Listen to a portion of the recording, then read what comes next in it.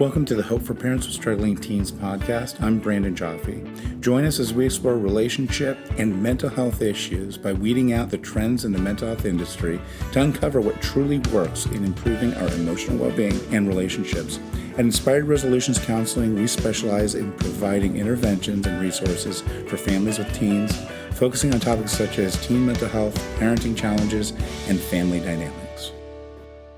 This episode is a recording of the Hope for Parents with Struggling Teens group. The voices of the participants have been edited out for confidentiality purposes. You've got a daughter who's skipping school. She was cutting. You guys had almost no relationship. And there was a lot of anger and defiance. And so now you're trying to apply the 90-10 rule. You're trying to apply the rule that, hey, 90% of your interactions are not about parenting and nagging and doing the stuff that parents do when they are trying to guide or teach or punish or get their child to do what they're supposed to. And you're only putting 10% into that. I'm not sure what your 90% is doing, but you're attempting to apply that 90-10 rule. And it's gotten better because it sounds like she is more in contact with you if you know as much as you know. It sounds like a big hurdle, which is she's eating.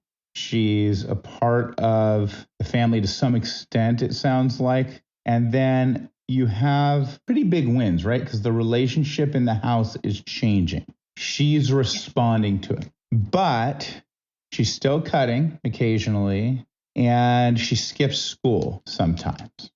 I like in terms of what you're sharing is, number one, that you shared the good. You're able to see that there's something changing. And whether it's because of the 90-10 rule or because of the other work that you're doing or because of your daughter, I don't know, but something's changing in the home. And I think that a lot of parents struggle to recognize when there is change, if there are still some behaviors and issues happening consistently. It's hard to see around the negative. And so you're doing a really good job of recognizing, hey, there are changes, maybe not all the changes that I want, but things are changing, and I want you to use that as hopefulness, that what you're doing, coming to this group, applying some of the concepts that you learn, whatever it is that you're doing is working. Don't give up.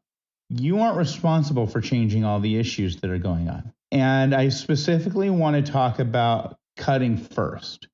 I don't like calling it true cutting, but the kind of cutting that isn't just I'm experimenting with it or I'm trying to be a part of a group or I'm going for attention. It becomes this thing that looks a lot like addiction. It becomes very hard to stop completely. And the way that you kind of measure progress is sometimes going to sound kind of funny to people, because sometimes the way that we measure progress is, okay, yeah, you cut, but was the cut as severe as your cuts from a few months ago? Or, okay, you cut, how many times did you cut? We're literally looking at quantity and intensity in terms of progress.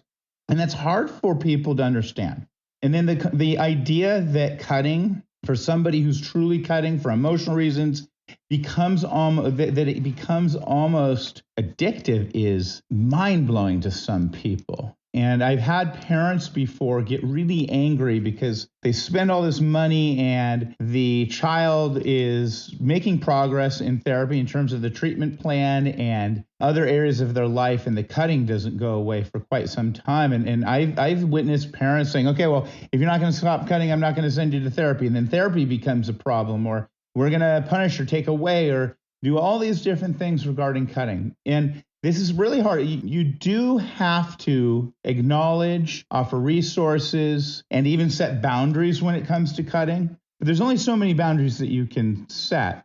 Now, getting angry, emotional, insistent, or doing things like nagging or instigating, some of the parenting stuff, punishing, rewarding, all of that stuff when it comes to true cutting does not work. And the process of getting out of that habit it takes a lot of effort and willingness and a desire by the client. And there are processes, some CBT stuff, there's some internal work that needs to be done at times. And so what I love about your share is that you are sharing how frustrating the cutting is still for you. But I don't hear that desperate, oh my gosh, we need to fix this now. If we need to fix this now, we need to fix this now. And I'm proud of you for that. What is that like to hear?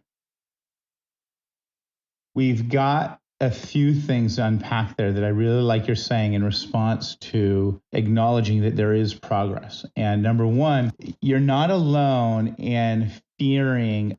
First of all, the fear is never going to completely go away if you decide to be a parent, right? The rest of your life, unless you're some parent that doesn't care. When your child gets married, you're going to get fear. When they go off to camp, when they're young, you're going to fear. If they are cutting themselves, there's always going to be a fear that it's going to get worse. If they are depressed, there's going to be a fear that it's never going to get better and it's going to get worse.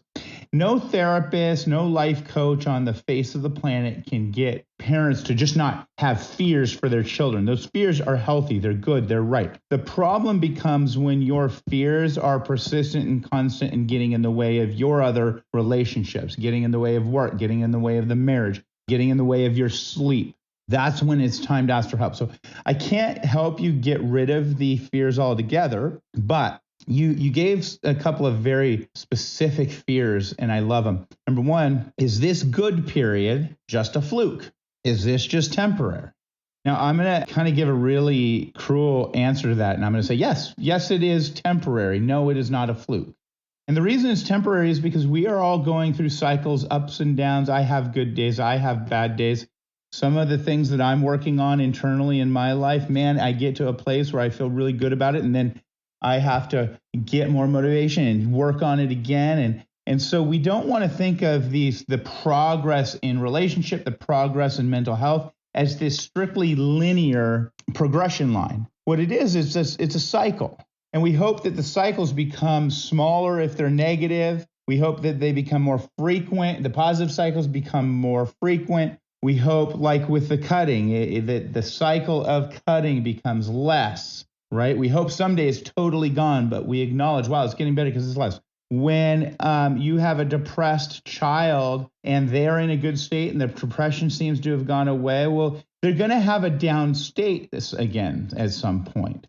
And the hope, whether it be with treatment or treatment and medication, is that over time, when there's those down cycles, they aren't as severe and they don't last as long. And with a lot of depression, actually, the cycle of actual depression goes away. What gets confusing is that the cycle of feeling down, feeling up is never going to go away. That's a human condition. Parents get really caught up when they're assessing their child's mental health. When you look for that, okay, we got past this marker and now it's never going to go bad again, right? Or, oh my gosh, I'm waiting for the shoe to drop. And the shoe dropping is a sign that none of this even mattered. It was all a fluke. That's not true.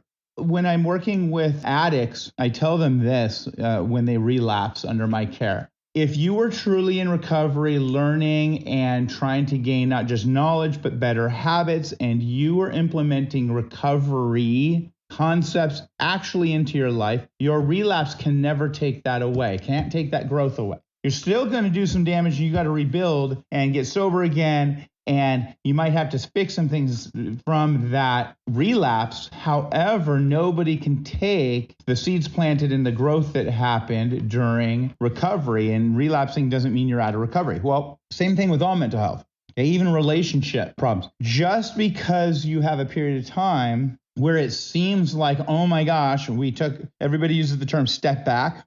I don't look at it as step backs. It's a part of the cycle of either the mental health or the addiction or just life in general. There's going to be a cycle of good and bad. And so you assess, well, how did I recover this time from that really difficult period of time? How long did it take? Did I have any new attitudes that I was able to implement? And man, if everything just went out the window, what am I going to do now? And so you really want to be careful assessing relapses, whether it's from addiction or mental health or even in a relationship, right? People get to a good place in a relationship, something happens, and then one partner says, see, I knew you were going to go back to how you were. And they're going, oh, wait, this is just a bad time. And if the couple stays together and works together, they can get out of that difficult part and then assess, okay, what needs to happen during the crisis this time? For those of you who attend this group and those of you who have children who are struggling mental health wise, it's going to be really important that you remain hopeful even though another crisis hits. It's going to be important that you get good at assessing, well, this might have been a really difficult time, but did everything go out the window and this was all a fluke or a sham? Or was there some seeds planted and some growth to be had that was had? It gets hard when you're a part of the crisis, but it is important, like I said before, that you find hopefulness in seeing the true cycles and patterns. My answer to you is no, it is temporary, but no, it is not a fluke.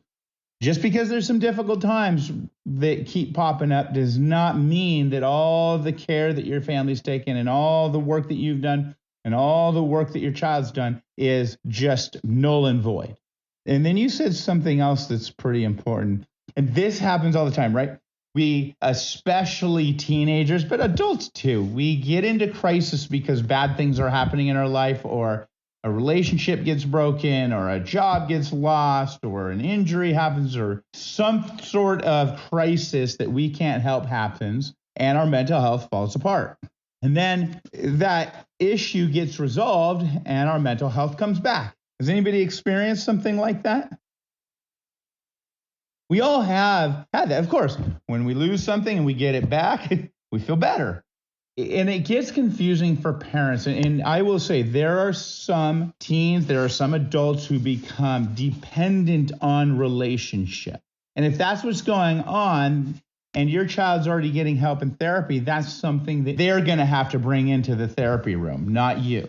Again, that's kind of like you are in a supportive, walk alongside your child role. Be grateful that that relationship got back together. It might not just be that their mental health is better because the relationship got back together. It might be that there was some sort of growth between the two people and in your child that brought the relationship back. Now, you might be right. It might be just this is a bad relationship and, a dependent, codependent thing going on. But you can't assume that, and remember that all of these experiences, if you're walking alongside your child, providing resources, being willing to provide therapy, getting your own help, being healthy while they figure life out, there's going to be a better chance, number one, that they grow from these difficult cycles and situations in the long run. Number two, if everything hits the fan and everything's lost, then you're more likely to be a safe person to come to for help or to come to for comfort. We don't want to go, oh man, my child's mental health depends on this other person, because it might to some extent, but in the long run, at some point, they are going to have to face that. So it's okay that you watch them go back and forth. I've had parents who will get in the way completely of relationships that they've deemed are unhealthy because of the unhealthy patterns going on. And sometimes I'm going, well, that's a funny way to deal with this, because now your child's mad at you. You did the unhealthy thing of like actually getting involved instead of just walking alongside and guiding. Now they don't have to go through the pain and the growth of figuring it out, right? And now there's a difference between, hey, I stopped a relationship because this was really unhealthy, like physically, and, there was illegal stuff going on or something like that. And, hey, this was kind of like an unhealthy cycle of a relationship, and I didn't like watching my child cry. Your children learn so much from being really terrible at relationships at this stage of their life. And if you are a safe parent that can listen more than give advice and be able to talk and share your wisdom and your knowledge when it's the right time, then you might prevent them from making some major, major mistakes that we've all made later in life. It's a fine line, but that struggle, by and large, we want to walk alongside them not freak out and make drastic assumptions about their mental health because it looks so crazy as they go through that crazy time of their life and that crazy crisis. I appreciate you sharing that. You're doing a great job. That's one of the things. Say it once, maybe twice if somebody miscommunicated or somebody didn't understand. The third time's insanity. As a human being, that's such a hard relationship rule to follow. It's hard in marriage. It's hard as an employer. But it's funny because when you really challenge it, you got to ask yourself, when I repeat myself over and over again, does it actually work? It's one of those behaviors that builds resentment in you, builds resentment in them. And it also allows and is kind of enabling of some bad habits.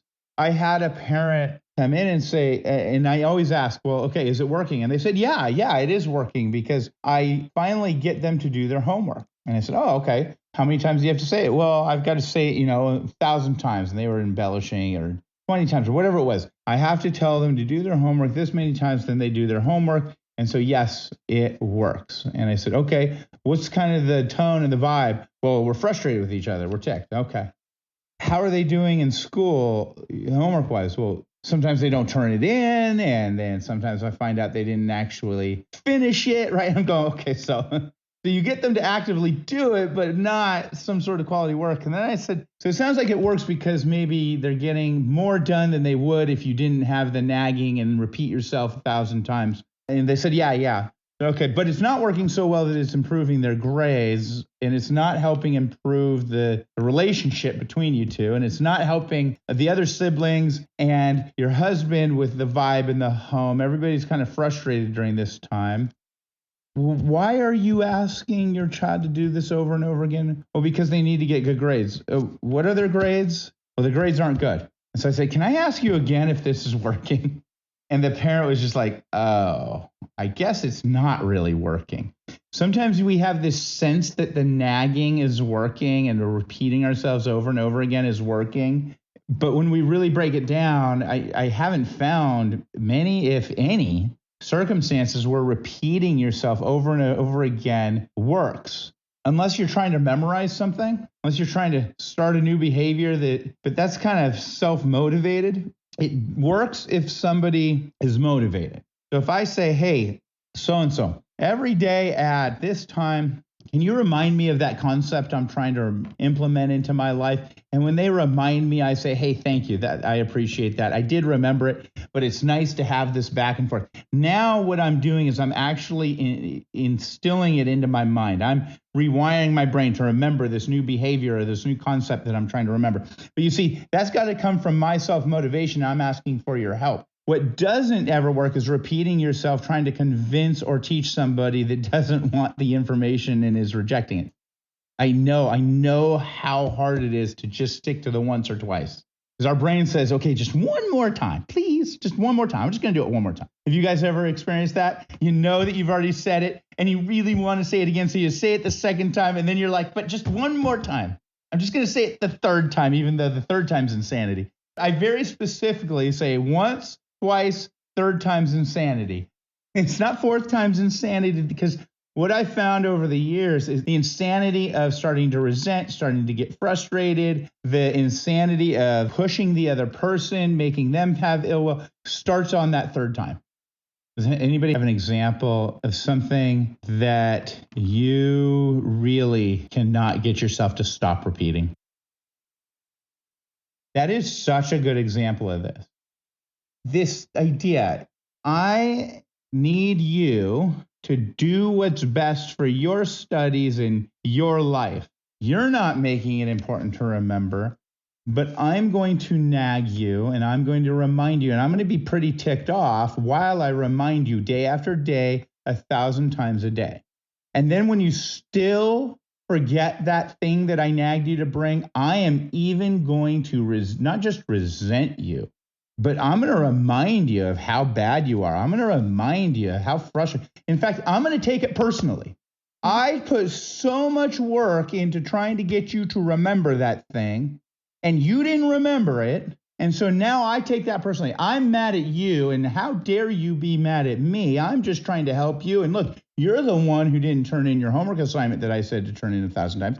Now, I'm gonna take that all away. Are you kidding me? By the time your child is a teenager, I'm cool with you reminding them. In fact, this goes against a lot of therapists' ideas. I'm cool with you enabling as long as you do it with a kind heart, as long as you do it with a good spirit and no resentment, and as long as you know how long you're willing to enable that behavior or that thing, and you pick a far off date. But you see, if you choose to enable, you are doing a few things. You are perpetuating their lack of need to learn to change the behavior, number one.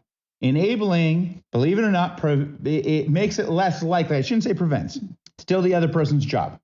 But it makes it less likely that the dependent person has to learn life lessons. And then it also creates resentment on two sides of the relationship.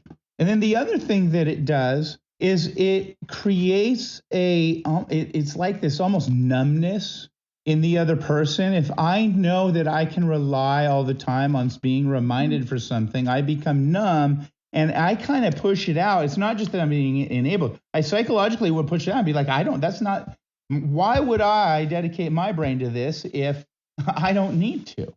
And then we rob the child of failure. Every time you nag something that is not yours responsibility, you are robbing that child of a possible lesson in life. You're robbing them of failure. You're damaging the relationship. You are enabling in a way that makes it less likely that they build that skill that you're trying to get them to build. I help my daughter. My daughter's only 5. I help her pack her backpack. We put her lunch in. She's got homework now, which is totally fun because I still understand it. And we put her homework folder in there. And she has to have a towel for some reason, so we put her towel in there. And she loves her little like backpack packing thing, and she's got to get a snack and everything else. Well, I had told her not to take out her book because she got a book from the library and she's got to return it. And she said, no, I'll remember to put it back. And so I was, okay. And I literally just forgot about it. Inside, I really wanted to be like, no, you won't. I'm not going to let you take it out.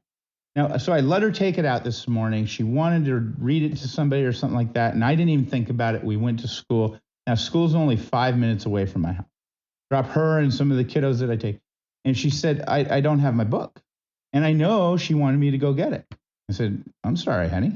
And she was kind of shocked. But at no point in time did I offer to help her by going and getting it from my home. I was not going to do that because it wasn't that important, right?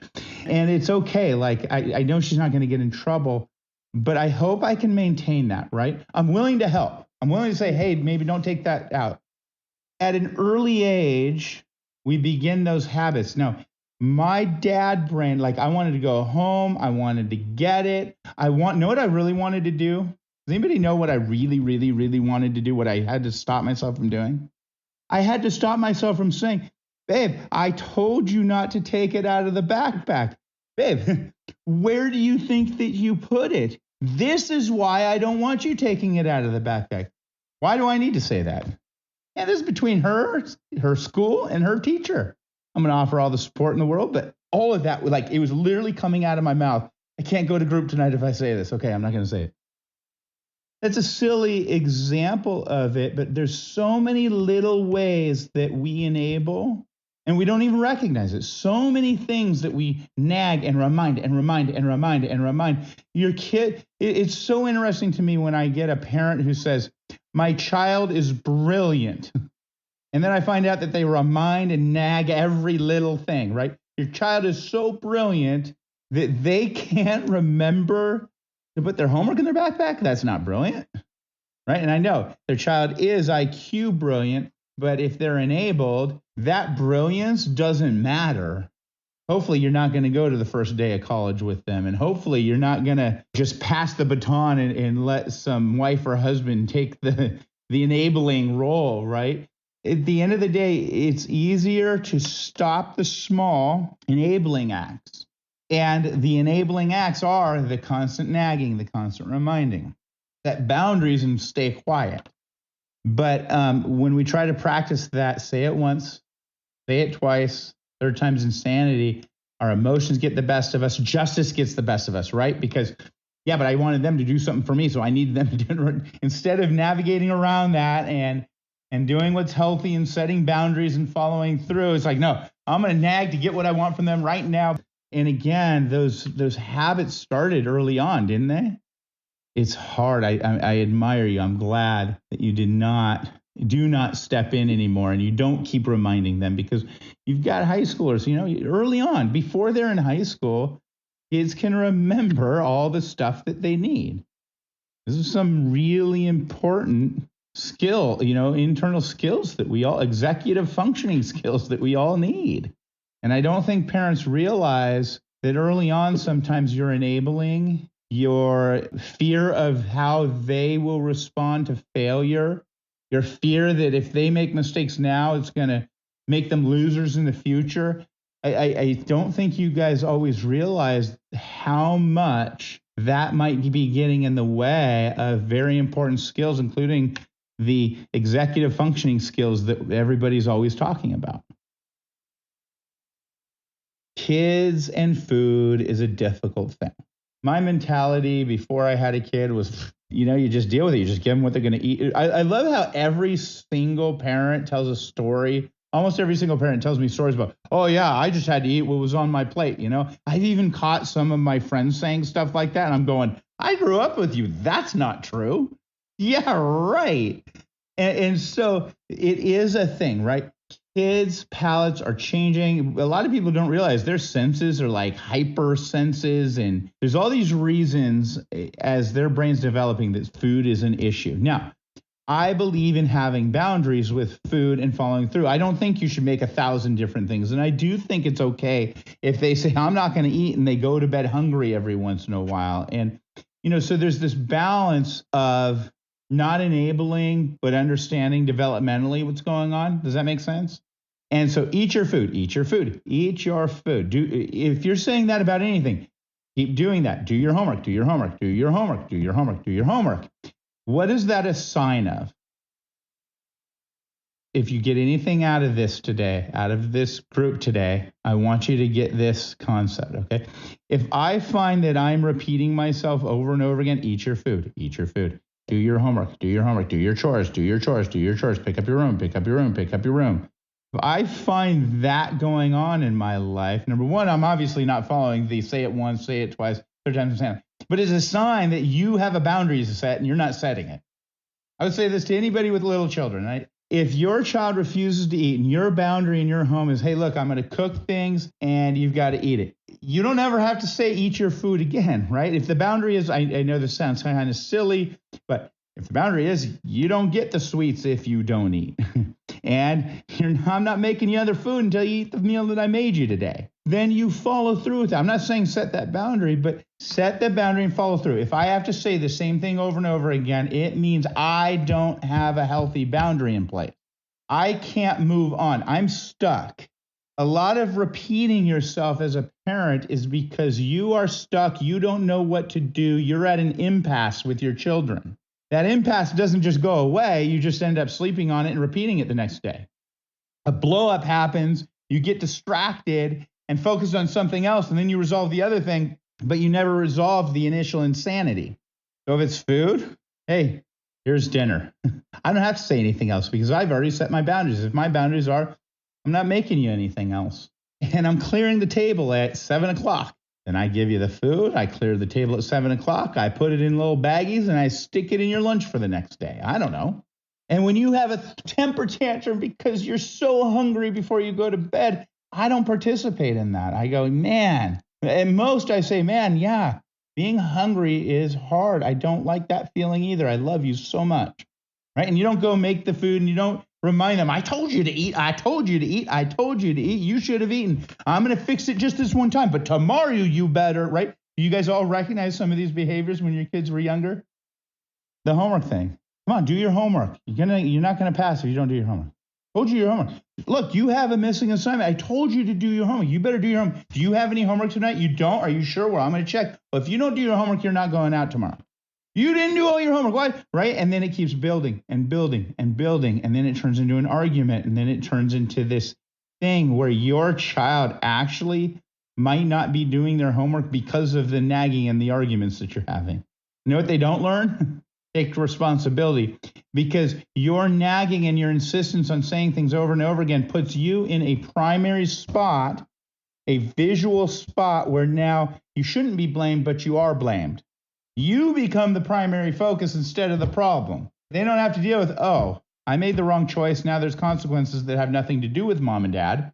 This is all confusing because they kept telling me, I told them I did. I don't know if I did. Now I'm really, really confused, but I know that they're being mean and they're being wrong and they're acting insane. And now, wait, does this even matter? And then, right. And then it just becomes this huge thing in their head. And then the output of it all is, I don't know what's going on. I don't want to think about this anymore, but mom and dad are crazy.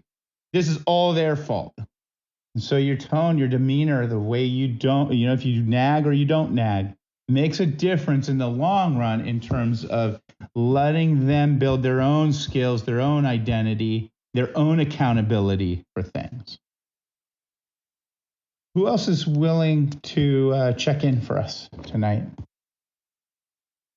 We've got this new behavior from mom and dad where we're not going to keep telling you. We told you don't cut the muffler off, you cut it off. We're not going to get ticked off at you. We're not going to yell at you. We already let you know that there's going to be consequences to that. You're going to get a fix-it ticket. And so by not participating, not getting all angry and hot and bothered, what happens is you now don't put yourself in that light shined kind of role, right? This is between him and the state, so to speak. So he cuts off this new muffler, he gets a fix-it ticket, and you present it to him, and it sounds like you were really calm. Hey, here's the fix-it ticket. In normal situations, I think when your kids get tickets, it's probably a really good idea to just kind of present it and get away. There's not really a conversation to be had. This isn't a consequence that's coming from you. And it gets you out of that initial crisis conversation when they are flushed with frustration and embarrassment, maybe, etc. But so you handled that really well. And he did something. Instead of flipping out like he normally does and damaging things, he went for a drive.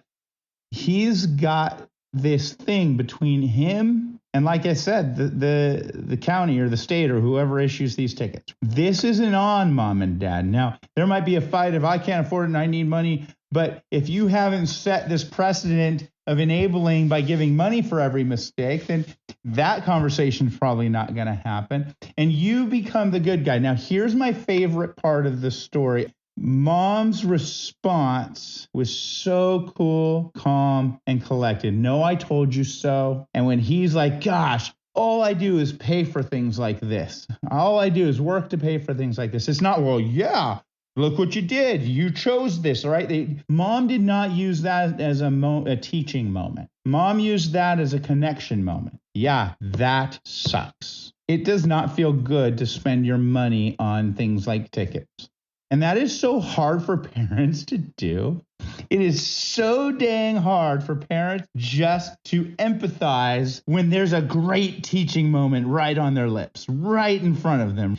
Parents have such a hard time leaving the teaching moment alone, even though every parent agrees that if I say, hey, when you try to teach during the crisis, when they're really emotional, does it work? You say, no, it doesn't work. But we still want to pick that moment because it's like right in front of us.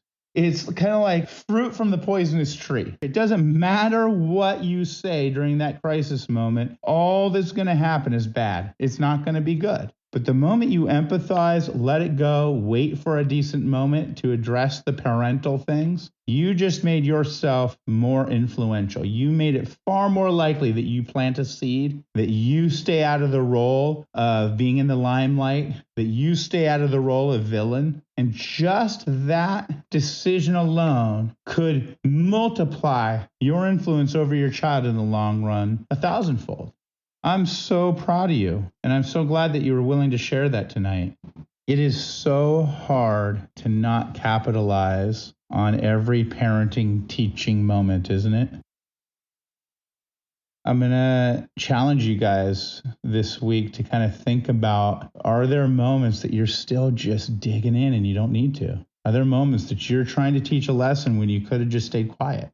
Are there moments where, yeah, your lesson was right, but the timing, the history has showed that timing never works. And insanity, we all know, is doing the same thing over and over again, expecting different results. And so it's kind of like, why? And if your answer to yourself is, well, because that's just what I do, then that's not good enough. Or it's because it should work. That's not good enough. Does anybody have an example specifically of a time recently where they know, like, okay, maybe you successfully didn't pick that moment, but or maybe you did, a time when you're like, oh, you know what? I did not need to use that as a teaching moment. One that comes to mind for me is when somebody gets caught with, smoking weed or with drugs, what do parents like to do right then and there?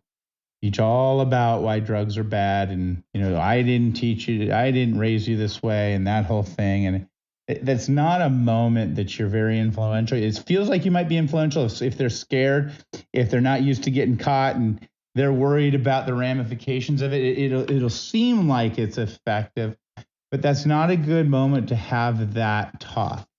There's a crisis going on. Your emotions are high, their emotions are high. They're not thinking straight. If they're still high, they're definitely not thinking straight. Oddly enough, it's best to react to that with, hey, let me have the stuff, and then say nothing. Because there's no conversation to be had, right? They're drunk, not the time to talk about drinking and yell and get angry. They're high, not the time to talk about getting high and everything else. It's just, let's get you safe. Let's get rid of the alcohol or the drugs. And then I don't know when we're going to have that talk. For a lot of kids, there's nothing more sobering than waking up the next morning and nothing has been said yet. Nobody's yelled yet. A lot of times I've heard stories where parents heeded my suggestion of don't deal with it in the moment. And they wake up with their kids basically having the conversation with themselves, with their parents. And the parents are just like, we haven't even started this conversation yet. And they already went through the whole thing. And so that's a really hard skill to learn as a parent is to, I'm going to make it this way so this sticks. It's really hard to learn to shut up, to stay quiet. But during the crisis, stay quiet. Be quiet. Take care of what needs to be taken care of.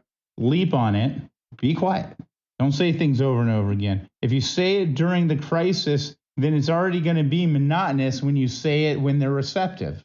And I've said this before, one thing that I want all the parents that I work with to become diligent at is making sure that you know the best time and state to discuss things with your children.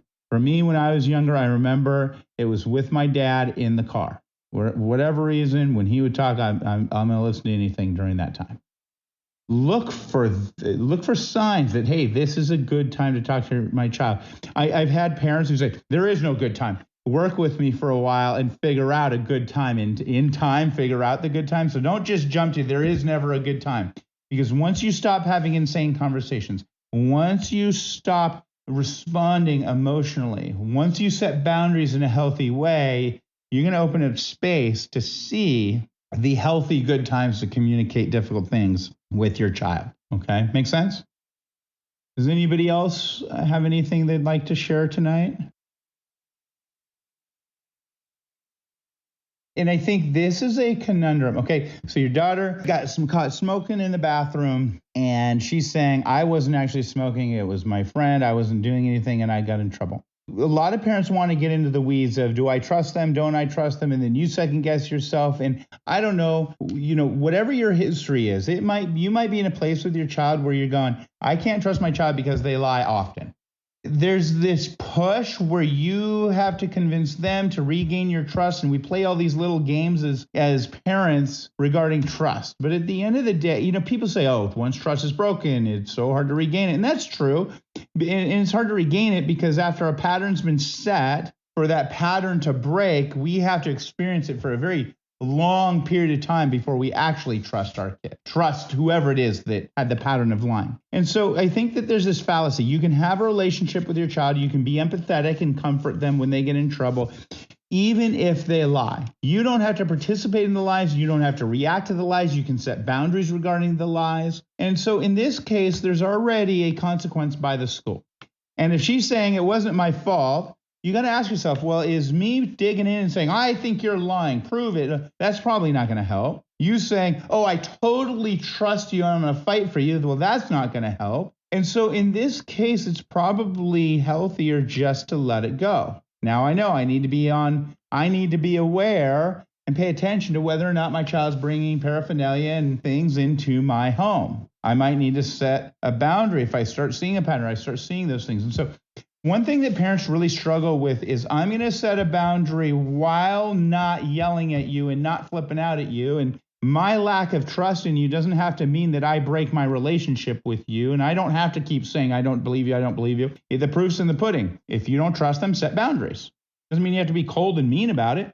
And if you do trust them, okay, trust them. Not the end of the day. And then if the pattern, right, so you're like, I don't know if to trust. This is the first time anything's happened. I don't know, go with whatever you want to go with, but don't damage the relationship either way. Don't enable either way. Don't get in the way. Let them figure it out with the school. And then now you can be more cautious, right? If it happens 3 more times, they're probably lying to you. And I think unresolved feelings in parenting are so taboo and so hard for parents to have. Right now, I think in your situation, I want you to just step back and go, hey, you know what? I don't have enough information. This time, I'm proud of myself because I didn't freak out. I didn't yell, but I didn't enable. I loved on my daughter, and I'm going to wait and see what the heck's going on because there might be something to this and there might not be something to this. And in the meantime, I'm going to allow her to figure it out with the school because she needs to learn those skills. I appreciate you bringing that one. That's a good one. A lot of people can identify with that. And anybody else have anything that they would like to bring up tonight? There might be a bully situation. Counselor might pull out of class. The only thing you can do with that, first of all, because it's a bully situation, I do want you getting involved. But I also want you relaying the possible fear of your child. And now, if you don't know if it's bully, if you're just saying that with absolutely no evidence, your child is making a decision to not get help and to not disclose anything. But if you have kind of like an idea and some evidence that there is a bully and they're avoiding it, talk to them about it. And it's, hey, look, this is how I'm going to handle this. I'm not going to throw you under the bus, but I want your counselor to know that you don't want to be pulled out of class because it might make things worse, but there's something going on. Okay. Now, contrary to what some people believe, I'm not for like just letting them deal with the school. Parents should be communicating with the school, just not to insanity and not crossing that line into enabling. And so in this case, the way that you're presenting it, it sounds like you might have some evidence or some past conversations with your daughter that say that she might be being bullied. And so my suggestion is sit down, kind of craft a message, something that you want to say to the counselor, or maybe it's not the counselor, maybe it's somebody else at school. Inform your daughter that you're going to take this action, that you're going to try to minimize any exposure, and that you care. Your job is not to make your child agree with everything and like you when you're trying to protect them from something like this. Bullying is a lot like domestic violence. Sometimes you got to make sure that the person gets help even if they don't want the help. And it's hard because sometimes schools make mistakes and they do make things worse, but that doesn't mean that as a parent, you just sit on your hands and go, oh my gosh, I'm not going to do anything out of fear. I do suggest that you sit down, write out the information that you have, what you want to communicate, sleep on it, go back to it, and then make sure that you have a well-crafted kind of step plan and who you want to talk to and what you actually want to say. Well, I appreciate you. I'll see you next week. The Hope for Parents with Struggling Teens podcast is an Inspired Resolutions production. Hosted by Brandon Jaffe. Edited and mixed by Natalie Atkinson. Music by Natalie and Sean Atkinson.